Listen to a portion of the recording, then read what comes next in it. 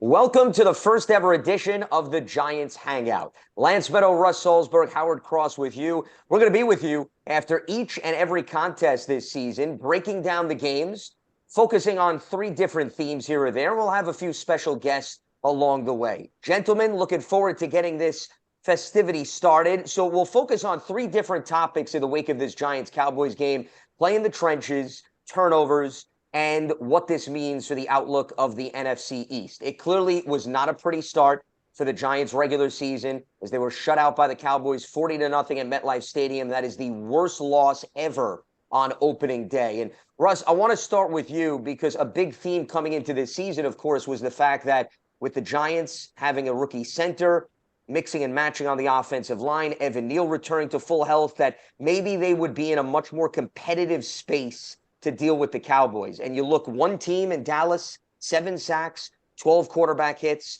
The Giants, no sacks, 3 quarterback hits. That number comes front and center following Sunday night's loss.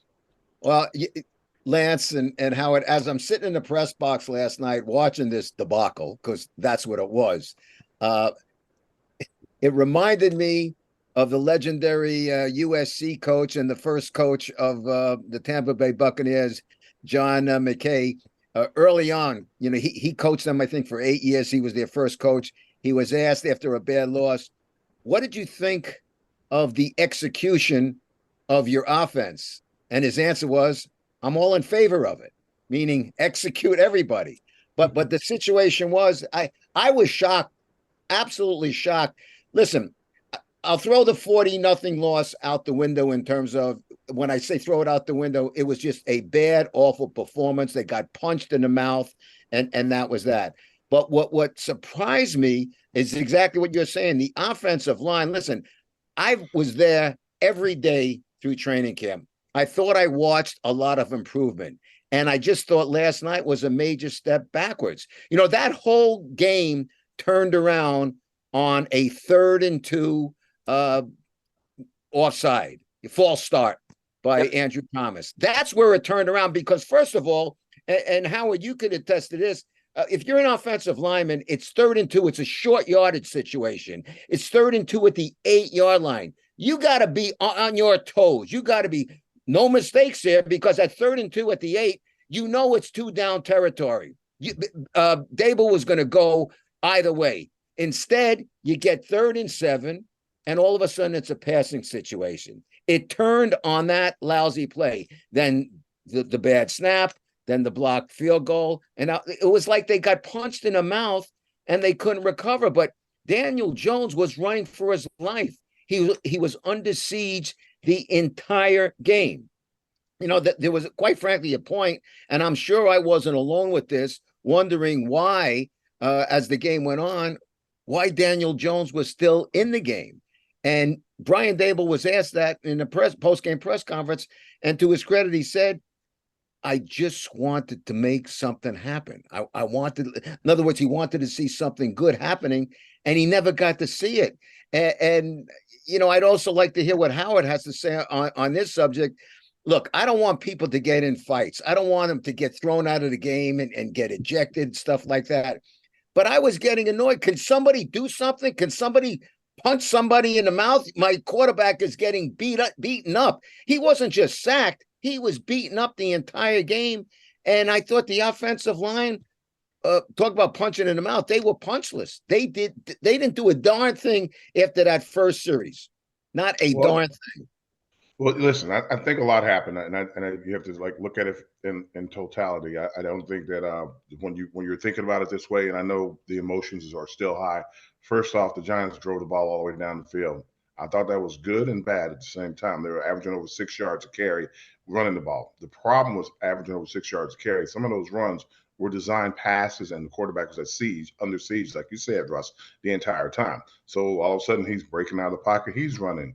So that just increases the thing. By the time they get all the way down, this guy Parsons, I don't like to keep talking about him because the Giants probably could have drafted him. Instead, they drafted Tony. But Parsons is going to be a thorn in the Giants' side for the entire time of his career. It's just going to come back up over and over again. He was on Andrew Thomas. Andrew Thomas was nervous. He was on Neal. Neal was nervous. They put him all across the middle of the offensive line. Everybody he was on, they were shaking in their boots because the kid's a special player. So you got to see that, and you got to see mistakes starting to happen because guys were focusing on him.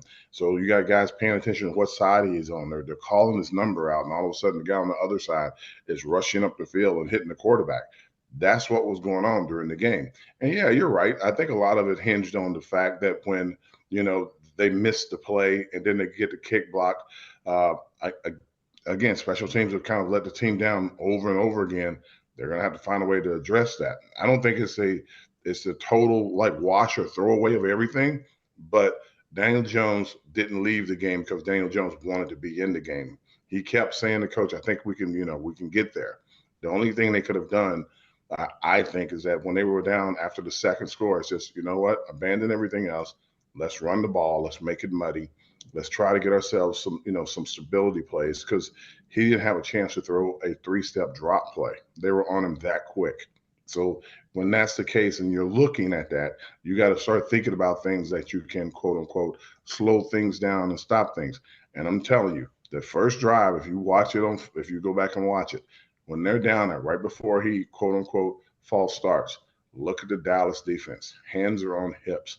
Guys are looking down. They're exhausted. If they run the ball one more time, they just keep running it, Dallas might be done for the entire game. But, as chances have it, a mishandled snap, a false start, and things start to unravel really quickly. Yeah, because Daniel Jones is scrambling, Howard, to your point, created some misdirection where Parsons may go right and Jones went left. But I think Russ brings up a good point about the penalty. And I'm curious your perspective, because I would say Andrew Thomas was called for the false start because Micah Parsons was on his side.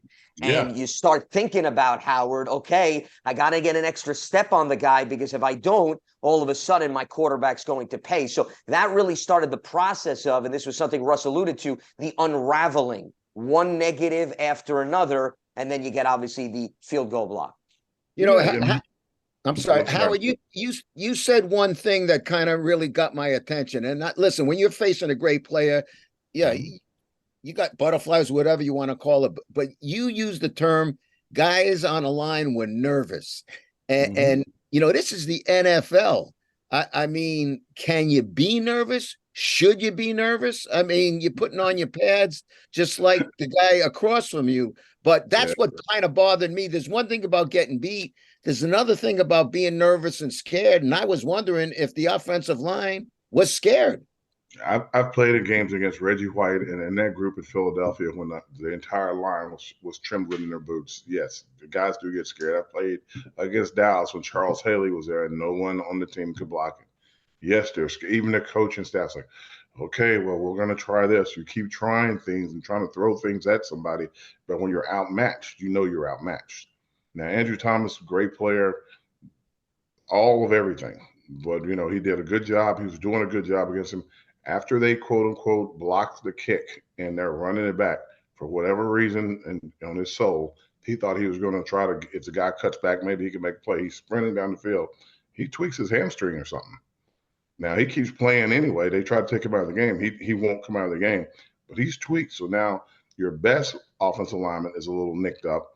The rest of the guys are kind of like trying to figure it out. The center, believe it or not, was having a pretty decent game. It's just everybody else outside of those two guys were really struggling. And they were doubling Parsons more often than not, and he was still having success under those circumstances. At one point, they left the tight end over to try to, chip him. He threw the tight end on the ground in front of the tackle so the tackle couldn't get by him, and then he ran through. So you're dealing with a guy that has that kind of ability. You got to figure something out. And if it's me, and going forward for the rest of my career against that guy, I just run it every time I run the ball. I run it right at him. I don't care where he lines up. I run it. If he's on the sideline, I run a sweep in that direction. I'm telling you, I'm going to go after him with everything I have. The biggest body's laying on him constantly. If he's running forward, he's at the advantage. If he's trying to, lift these big guys off of him, he's at a disadvantage. And that's what I would do. We're talking a lot about the offensive line. I got to tell you, I was also disappointed. Listen, as Brian Dable said in the post game, it stunk every which way. Coaches, players, everywhere. It was a complete team loss. But we're spending a lot of time, as we have spent a lot of time, quite a few of the past few years, on the offensive line and the woes. But I didn't think the defensive line stood up and did much yesterday. I mean, Dak Prescott pretty well was like footloose and fancy free. He wasn't under any kind of duress. Am I right? Yeah, and kind of no. Think of it this way. The first series happens with the Giants. They drive the ball. They have like a long series, block kick, mishandled block kick. The Giants offense goes back on the field. They run 3 or 4 plays into the series. And then I think there's an interception for a touchdown. The Giants offense goes back on the field. So the plays that you're thinking of what's happening with they're not really getting to Dak. Dak hadn't played. When Dak finally gets into the game on the first series, they don't do anything. They only really scored like I think 10 points in the first half offensively. The Giants were down because they had given up basically 2 touchdowns right away from the turnover with the field goal and the turnover, quote unquote, with the interception. So their offense didn't really play. Now in the second half, when everybody's like spirits are already down, then that's when you're hoping your defense is going to make some plays.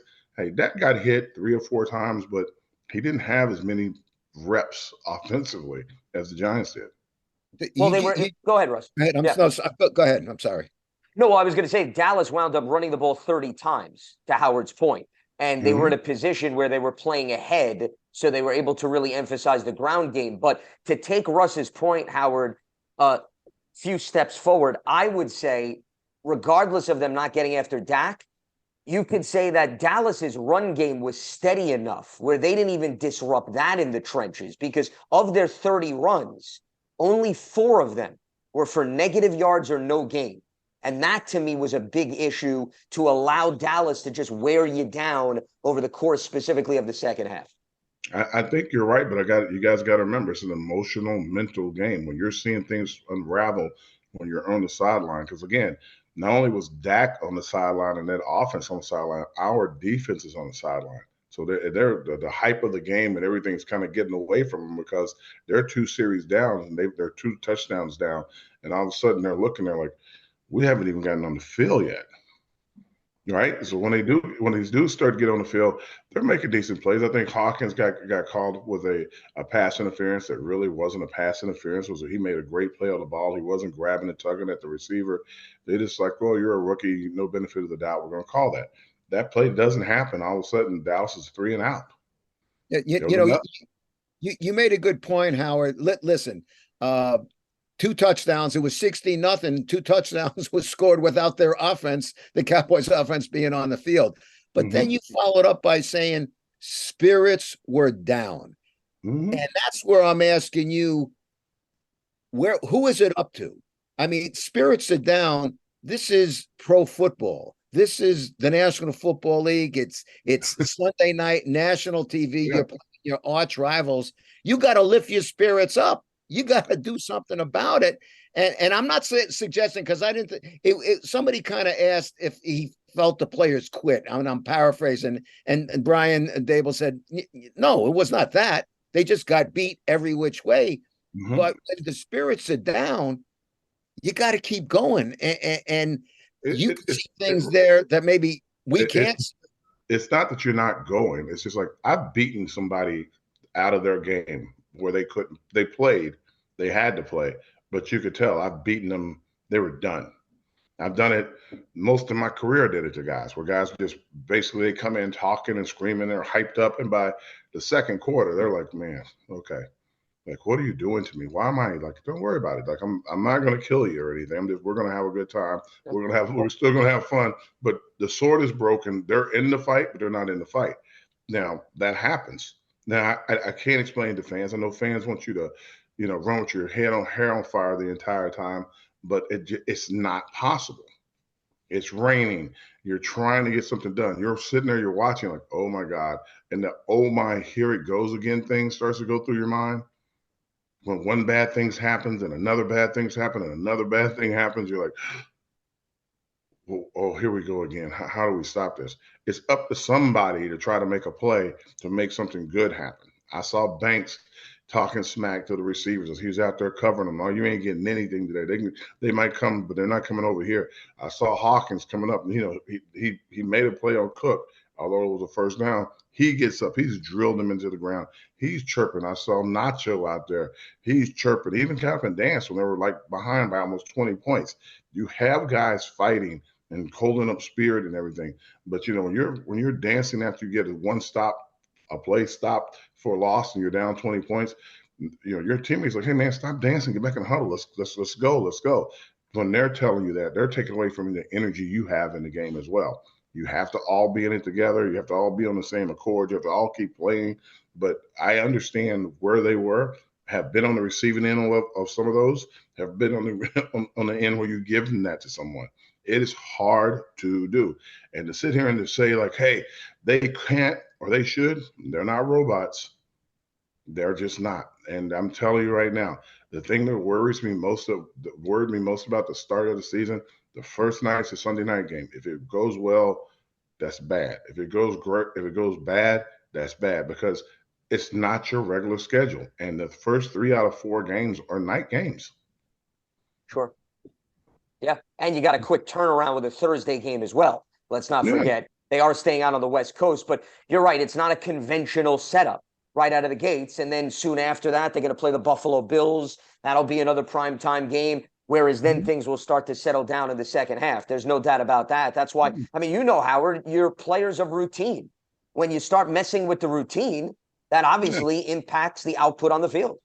And I think people like overlook that a little bit. Now, the thing that, like I said, the thing that's probably most unnerving to me is that they put out, well, we don't have tape anymore. They put on tape that you could pressure them without doing a lot of exotic stuff. So guys are going to try that. Maybe that's going to be their benefit for a week or two as they go to Arizona and they go to San Francisco. But you lose Michael Parsons at Dallas, but you gain a Bosa when you get to San Francisco and a whole host of other great defensive players. So they have a chance in Arizona to try to right the ship. But on a short week, you got San Francisco. Howard, you used the phrase just now. You used the term putting something. You see stuff on tape. So let me ask you this. Last night was a disaster. And, when people always say we're going to have to go look at the film, we're going to have to go look at the tape. And I'm wondering, I'm saying to myself, and I was thinking about this driving home. As a coach, do I want my team sitting together and looking at this tape? Or do I want to basically, listen, I got to look at it. Maybe an individual player can look at it. But do I want what is that? It's post-mortem. Do I want my entire team looking at this to see how we were embarrassed, or just burn it and let's move forward because we're not this bad? Maybe we're not as good as we think we are yet, but we're not this bad. It's an aberration. Let's move forward. Or do you go and pick it apart and point to this guy, and this guy? First things first, I think they're victims of their success from last year. I think all the pats on the back, all the media, like, oh, we're gonna have a better season. We got a better roster. We're so good. I was even chirping of how good Joe Shane and those guys have done building the roster, and the roster is a lot better. It is, but they've heard that the entire offseason. Coach Dayball has said the entire time, last year is last year. It's a whole new year. So now they're a victim. They got victimized by the thing that he's been telling them the whole time. So yes, you want to put that tape on. You want to put that tape on. You want to show a couple plays from when they played against Tennessee and they all of a sudden magically won the game. And then you turn it over and says, okay, that was your feeling last year. This year feeling this year. What have I been saying to you the entire time? Every season's a different season. Every game's a different game. That one game at a time thing is a real thing. Now, let's look at what you did wrong. And you can start talking about, what were you thinking here? What were you thinking here? This is what I asked you to do. This is what happened. And there's going to be a lot of that. You have to learn, like, that's a lot. Same thing I tell kids all the time. Winning does not teach you a lot. Losing does. Right? And a beat down teaches you a whole lot. So you start thinking, my mom used to say, you can't learn to fight until you get beat up. Yeah, So they got beat up. So now it's time to fight. Your old coach, Parcells used to say, "Hey, it's easy, winning 36-0 or winning 4 games in a row. Hang a 36-0 the opposite way or lose 4 in a row, and then you're going to find out a lot about character and what people are made of. Now, God forbid they lose 4 in a row, but they just lost 1 in a row, and it was a bad one. So they got to regroup, but they got to regroup in a hurry because all of a sudden, Arizona kind of looks like a must-win situation because, as you say, Howard, 4 days later, they're playing the Niners in Frisco. Just like Mike Tyson said, everybody has a plan until you get punched in the mouth. Yep. And now that they've had these wonderful plans put together, they got really punched in the mouth and the head, in the ear, in the gut. They got punched everywhere. So now it's time. Okay, it's not even a regroup. It's like, okay, here's what we got. Here now that you've seen this, we know what we were doing wrong. We know that we're going to see this a lot more. So let's start trying to figure out how to prevent this from happening again. Because teams are going to do, again, everybody doesn't have a Michael Parsons, but there are Bosa's out there and other great players that are going to be coming off the edge. And if you have to focus all of your attention to that one guy because you're worried about what he's going to do, all the rest of the guys are going to feast.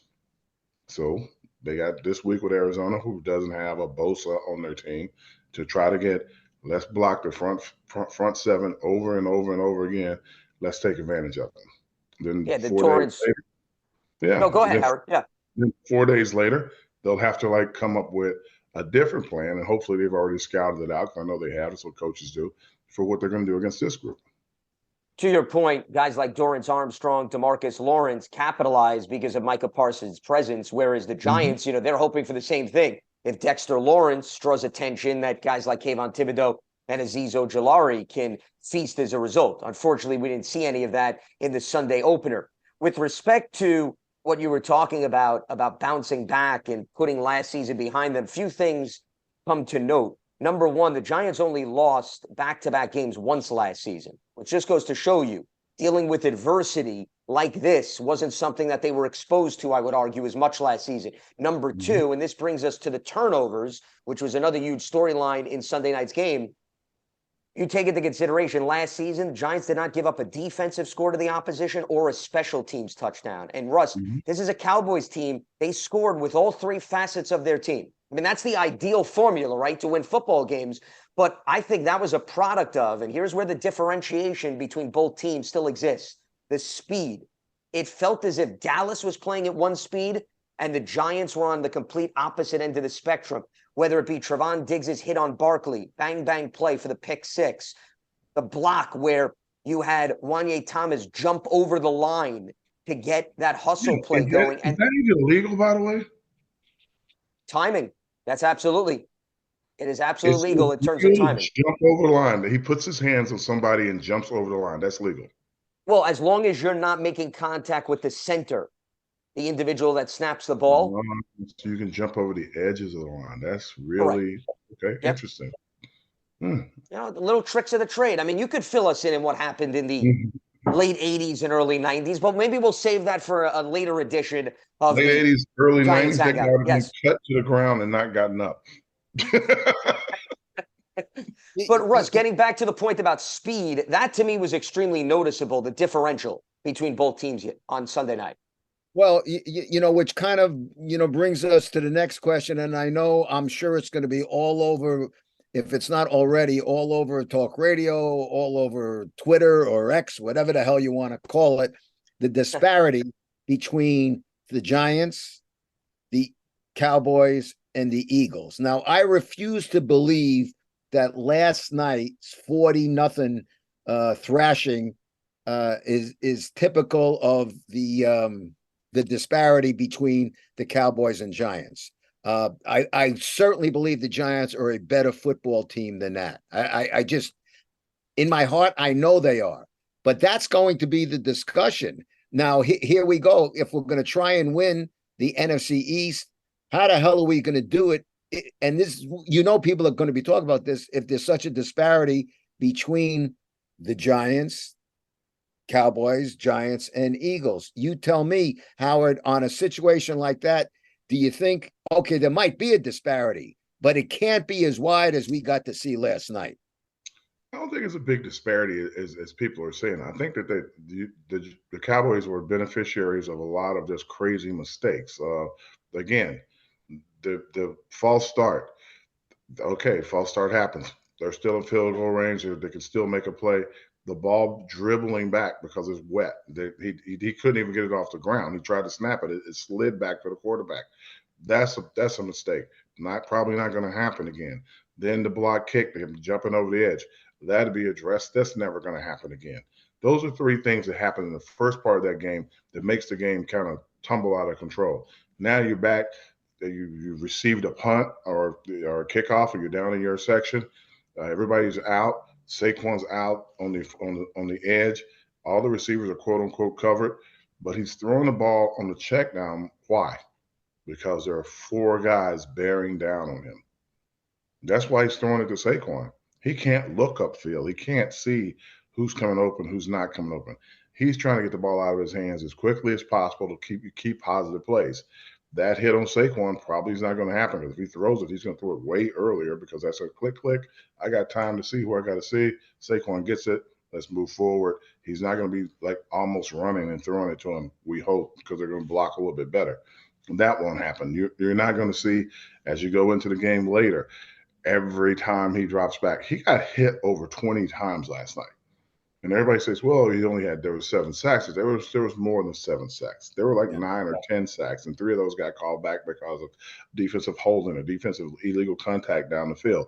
They were hitting. The defense was actually jumping off sides and hitting the quarterback. And finally, by the last time they did it, they're like, oh, dude, like, you can't leave that early. I was laughing. I'm like, they're leaving a little early. That's why Big Thomas jumps back early to try to prevent them, because they're leaving early. It's just, hey, can we get the snap? There's going to be things where you're going to, quote unquote, change the snap count, so they can't jump early. You're going to say hut instead of just going hut and setting the ball off, or you're going to go quick snap so before they get ready. There are going to be a lot of things they're going to do to disrupt the rush.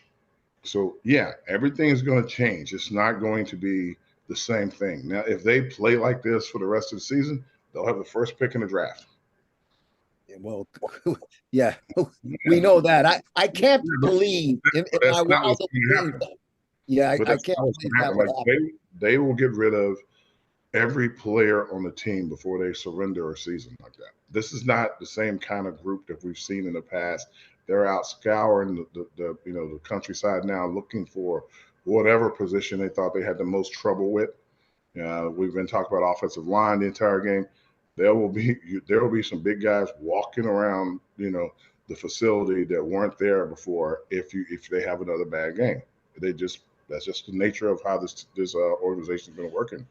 Well, what was discouraging or disappointing, maybe I should say, or both, there's been a lot of, anybody who's watched this team all through training camp, there's been a lot of improvement of the receiving core. Everybody, certainly myself, thinking that, wow, all of a sudden Daniel Jones has an aerial attack. He's got some ammo and ammunition. But when your offensive line can't do the job and you have no time to throw, then it's like, it's waste. You know what they say, it's wasted talent. That's what it is. If you can't throw to them, what's the good of having them? I mean, the offensive line is going to be under a lot of pressure to get this straightened out in a hurry. Yeah, well, we've been knowing that for a while. We see Andrew Thomas improve to where he's a Pro Bowler, and we're hoping the other guys improve. Evan Neal, he's going to have to pick it up drastically. And he's a Bama guy, and I love him to death. But if he doesn't drastically pick it up, one of the people will be walking through the door will be looking at him. Matt Pert got into the game.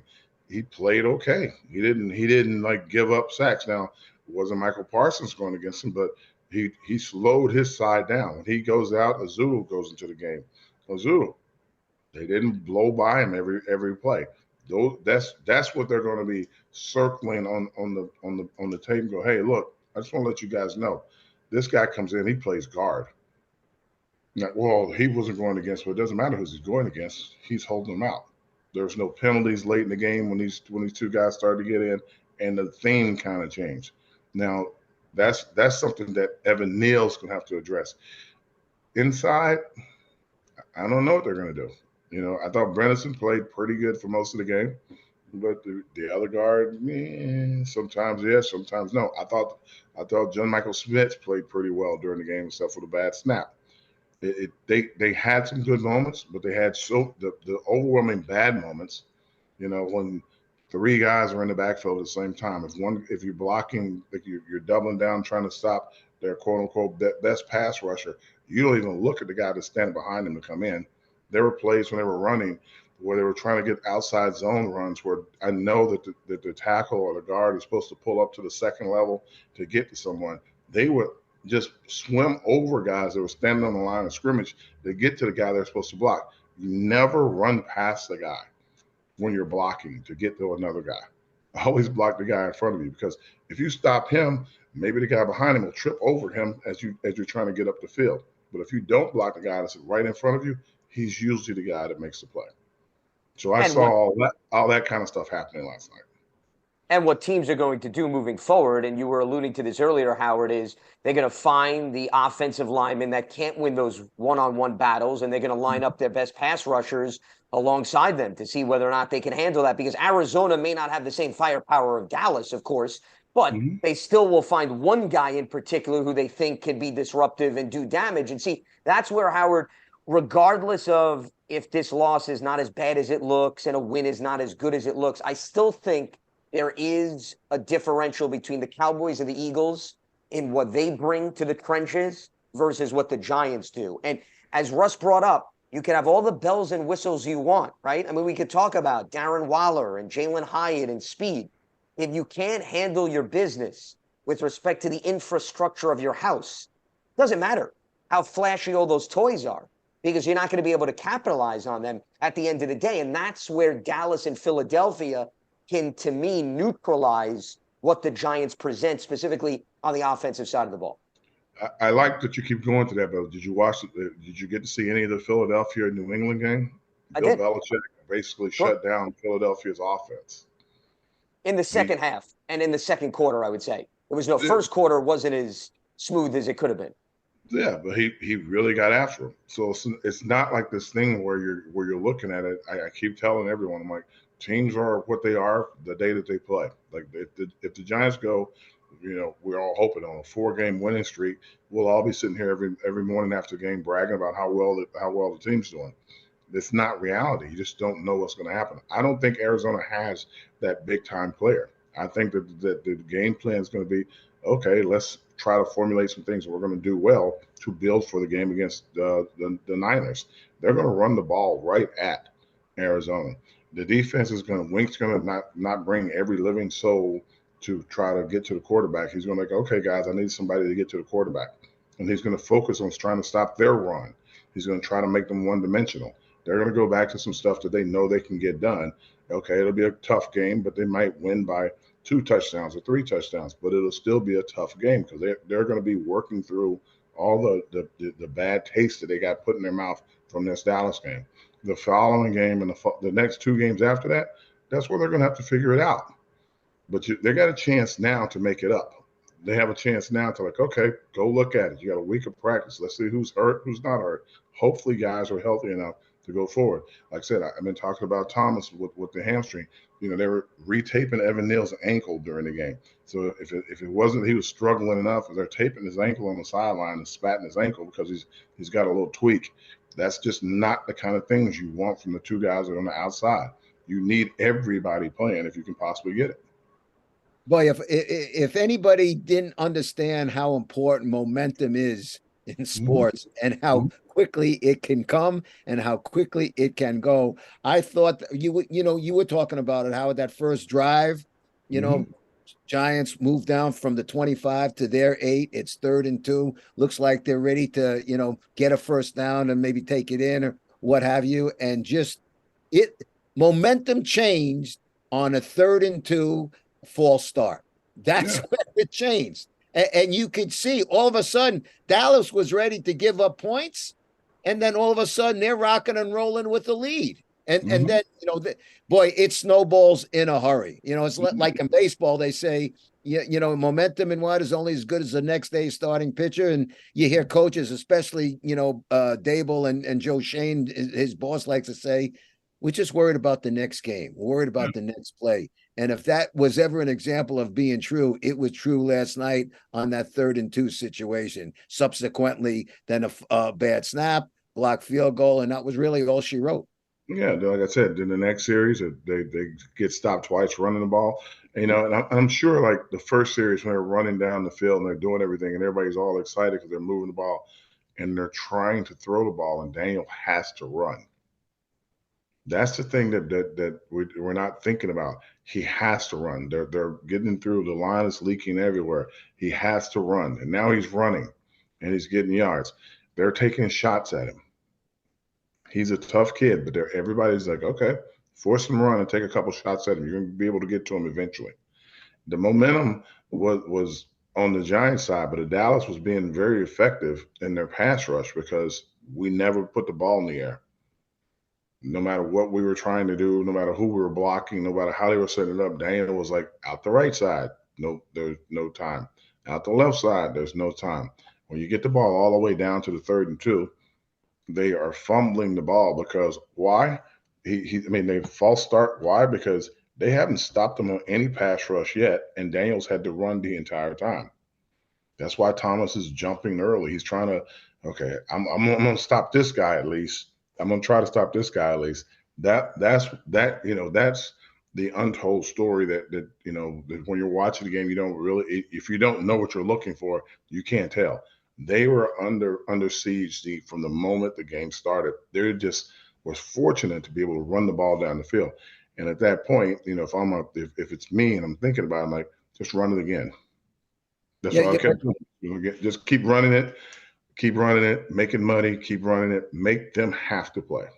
Well, but that's why I brought up, kind of when we started the show today, Daniel Jones being left in the game. And Brian Dable, to his credit, said, I was just trying to make something happen. And I would also say this about Dave's, that, one thing about him, he's got some Parcells in him, and he doesn't coach scared, and he's not ever worried about the criticism. So, but had, God forbid, Daniel been hurt, they would have been roasting and toasting Dave's today. Now, he wasn't worried about it, but, again, like you say, he was under siege. Under siege is the way to describe what was going on with Daniel yesterday. And the fact that he was left in the game was, scary to me. Believe me, I'm Dave's biggest fan, but that was scary to me. But this is what I think. And I understand from fans and hope he doesn't get hurt and all that great stuff. This is what I think. My quarterback wants to fight to the bitter end. He's not trying to get to the sideline. He's not saying this thing is lost. He goes, we're going to try to make something positive happen. Okay, coach, what do you want me to do? So for the rest of the offense who wasn't protecting him, they're going to see that guy getting hit, him getting up and going right back in. Unfortunately for him, it was like an Eli-esque type moment when Eli used to get beat down but kept going back in. Not complaining about the offensive line, not complaining about the play calling, but just saying, like, hey, we got to do better as a team. I got to do better. I got to keep bringing us back. I got to find a way. The players that are around you respect you, and they want to work harder to make sure that never happens to you again. Yeah, no, believe me, Howard, I'm on the same page with that, but I'll just liken it to a fighter and a trainer. Sometimes the trainer has to say to the fighter, listen, pal, it ain't your day. I'm stopping the fight. I got to protect you from you because you have too much courage. And today we throw in the towel. Yeah, I respect all of that, but at the same time, I can remember playing. I played through everything, and the world's different, and everybody wants to protect everybody, and I get it. We got to protect ourselves, protect the player from themselves. If you pull that guy out, you surrendered. Up to that lives, Russ. Pardon me? Oh, you were froze for a second. I said, if you pull that guy out, you signal the surrender. You never want to signal the surrender. I get that. I understand what you're saying, and I'm glad. Let's put it this way: I'm glad he wasn't hurt because if he was hurt, we'd have a whole different discussion this morning. But to me, there's two ways you can look at it, and I do get it. He's the leader. He's a tough kid. He's the leader of that team. Make no mistake about it. No ifs, ands, or buts. Daniel Jones is the leader of that team. But man, he was running for his life last night. Took a licking. Yeah, and I think again, if you look at the stats late in the game, late third, early fourth, whatever, they were still rushing for over 6 yards a carry. I'll keep going back to that. That was a positive thing that they had going on. That didn't seem to be a theme so much as to we got to figure out how to get this offense going. Like, it's not going, run it. Though I think that was more maybe of a product of that early down success on that first drive, Howard, more so than maybe the totality of the game, because they finished with, I believe, in the territory of under 4 yards per carry. So the numbers really balanced out in the end. I agree with you. I mean, that was maybe the one positive element. There's no doubt about it. But I think it may have been, once again, a product of how effective they were on that opening drive as opposed to truly what we saw throughout the duration of the game. And I think they moved the ball really well on the ground throughout the game. I think that towards the end of the game, it wasn't as good because they had to throw the ball. And then the runs were like he scrambles for one. Like when the design quarterback runs don't work late in the game because everybody's trying to tackle the quarterback. Flow and circumstance. Sure. Mm-hmm. Yeah. No, there's no doubt about that. With respect to Daniel Jones, what you two were talking about, I think it's a product of who he is, his personality. I mean, you could tell he's going to do everything he can. He's going to leave it all on the line. But I think what Russ may have been bringing up, Howard, is, and the second interception to me is an example of this. Sometimes he tries to go above and beyond, and he winds up, I think, hurting himself because he's trying to put that superhero cape on, as I like to call it, where maybe the wise thing is throw the ball away, take the sack, live to see another down. When he was running towards the sideline, I'm talking about the play where he threw and Stephon Gilmore, who made a great grab, but hindsight, of course, is 20/20 for anybody. And he admitted this in his post-game presser. The logical move there is throw the ball away. Why even try to do something to make something out of nothing under those circumstances, given the play is pretty much over with Micah Parsons chasing you down from one sideline to the other? Yeah, at that juncture, you know what? I don't even think, Lance, he was trying to put his cape on. I think he just wanted to make a play, try to make something positive happen, which obviously went the exact opposite way. But you got to make sure that, when you get back to the huddle, and I'm sure he's talking to his guys, but when you come back to the huddle, like, hey, look, we're in this together. Like, I need somebody to step up and fight with me. And that's kind of the mentality. You every once in a while, you'll get somebody that'll say that, or you'll find someone that will do that from a quarterback position. But when he's trying to make a play and he's going out and he's like basically begging for your guy to live above the numbers a little bit, come back to the ball, do your moment, and it doesn't happen, and then he's just taking a beating from that point on. But like there have been games like in the history of I've been in games where coaches said like, oh man, these guys are so good, we got to do this. I'm like, coach, just run the ball at them. Like, what? Like, just run the ball right at them. I'll take care of them. Don't worry about it. I played in games. I played against Reggie White where the tackle was getting beaten. I won't say which tackle over history. And he was like really upset. I'm like, just turn to protection. I'll block him. And like you have to have that kind of thing in your body that makes you want to do that for your QB, for your running back, for your DBs or whoever. If you don't get it, someone's going to have to do it. Someone's going to have to step up and get to it. And it's going to be, it can't be false bravado. It can't be whatever. Daniel's a quiet soul. He's going to lead by example and be tough, and they're going to see him getting ready to take his shower. When he takes off his jersey, all the bruises and batters, they're like, holy smokes. Somebody that should make someone angry. And like, that will never happen to that guy again. But, we'll see. Like, maybe I'm living in a romantic era of sports. I don't know. Yeah. Well, time will tell because they're going to have their next game and they're going to have to go out on the West Coast against the Cardinals and regroup quickly because I think as Brian Dable mentioned, and this sums it up beautifully, this game can humble you very quickly in terms of life in the National Football League. And we will leave it at that, as this is the first ever edition of the Giants Hangout. We'll be with you after each and every game all season long. We'll have a few guests along the way as we break down different themes and elements from each contest. Russ Salzberg, Howard Cross, Lance Meadow with you. You can check it out on Giants.com, the mobile app, and your favorite podcast platforms. We'll speak to you next week following week 2 against the Arizona Cardinals. Have a good one.